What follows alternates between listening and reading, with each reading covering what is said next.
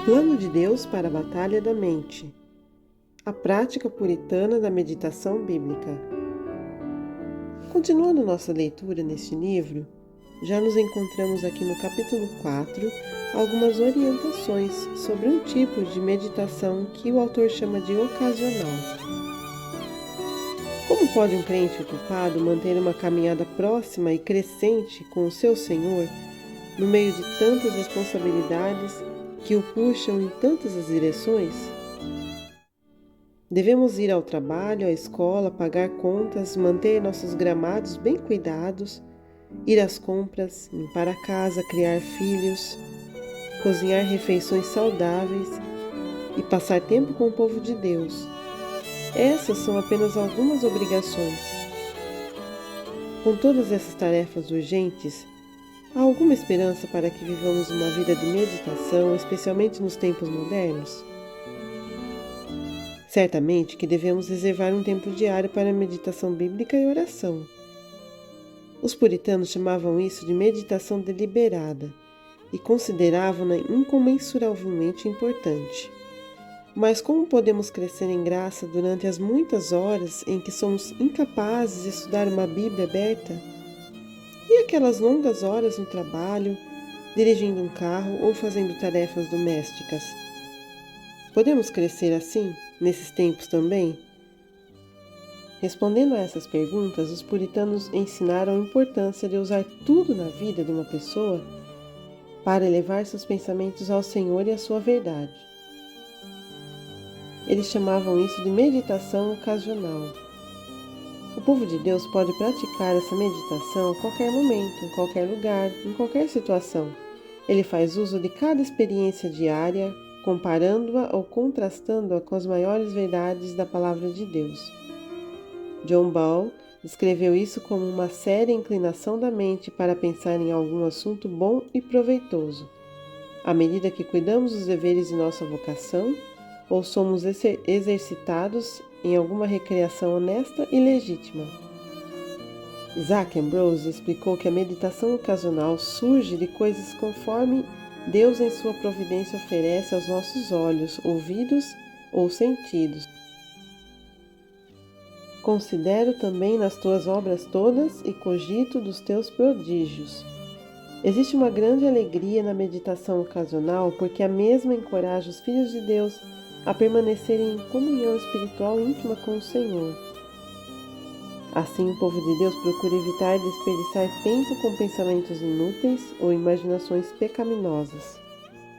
A meditação ocasional é espontaneamente usar qualquer ocasião da vida para erguer os pensamentos em direção a Deus, para considerar a sua grandeza, sua glória e verdade.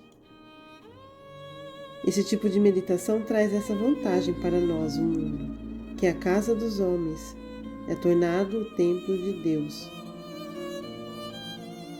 Seria uma maneira de enxergar de forma espiritual as experiências normais e cotidianas. Cada ocasião oferece uma oportunidade para que uma infinidade de lições espirituais sejam adquiridas, se alguém tiver os olhos para vê-las. Swinnock explica que Deus nos deu 3 livros que deveríamos estar estudando enquanto estivermos vivos: o livro da consciência, o livro das Escrituras e o livro da criação. No livro da consciência podemos ler sobre nós mesmos, no livro da criação podemos ler sobre Deus.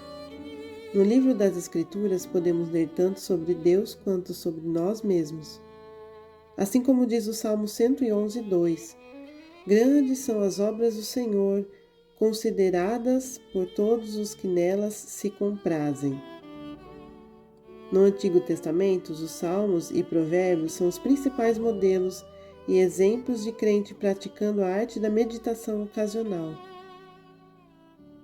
Assim como a frase diz, os céus declaram a glória de Deus, fala de uma meditação ocasional. Quando Davi irrompeu em louvor depois de considerar céus, obra de teus dedos, e a lua e as estrelas que estabeleceste, é um tipo de meditação buscada pelo salmista que, ao ver o glorioso quadro dos céus, foi levado a se perguntar sobre o respeito misericordioso que Deus tinha em relação a uma criatura tão humilde como o homem.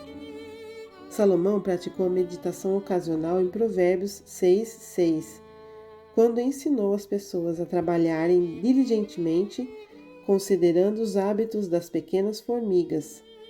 Referindo-se ao uso de imagens de palavras por Salomão, Hall disse que, se o homem não se beneficia do que vê, é o mesmo que se ele fosse cego ou bruto. Quando Jesus se encontrou com a mulher samaritana, em João 4, no poço, Cristo usou a necessidade da mulher da água física para retratar sua maior necessidade pela água viva de Cristo. Em outras partes, ele também aproveita o pão natural para meditar sobre o pão da vida, o pão do céu. Jesus foi um comunicador muito eficaz. Ele usou os objetos comuns da terra de Israel para apontar as pessoas para as maiores verdades sobre si mesmo. Ele instruiu seus discípulos por meio de lírios crescendo, sementes semeadas no campo, árvores e videiras no pomar e vinhedo, pérolas, tesouros, joio, fermento, semente de mostarda, água, pão, rede, peixe, sal, óleo, candeias. Os puritanos usavam a meditação ocasional para preencher a lacuna entre um coração aquecido para com o Senhor e a ocupação da vida.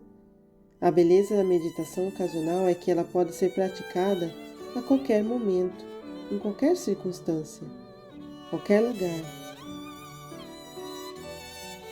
Assim, uma pessoa trabalhadora pode ter esperança de crescimento espiritual, mesmo quando a maioria de suas horas acordadas são gastas em uma mesa, trabalhando em uma fazenda ou construindo um edifício. O crente deve meditar quando acorda, se veste, vê o céu da manhã, sai de casa, quando viaja, come, deixa seus conhecidos, ou até mesmo quando contempla as estrelas. Essa prática é uma necessidade de superar a luta feroz contra o pecado pessoal e a incredulidade. A meditação ocasional é como um soldado com um capacete bem colocado na sua cabeça, segurando firmemente sua espada e escudo, falando da importância de sempre meditar nas disposições da providência de Deus. Há que se ter cuidado e muita cautela para que nossas meditações não sejam muito engenhosas, beirando a superstição. A palavra de Deus escrita tem que ser a nossa base. Devemos regularmente memorizar as Escrituras para delimitar e proteger a prática da meditação ocasional. Em vez de apenas vagar pela vida com os olhos fechados, os puritanos se moviam pela vida com os olhos bem abertos. Eles buscavam prontamente e ansiosamente encontrar lições espirituais para aprender com a providência de Deus.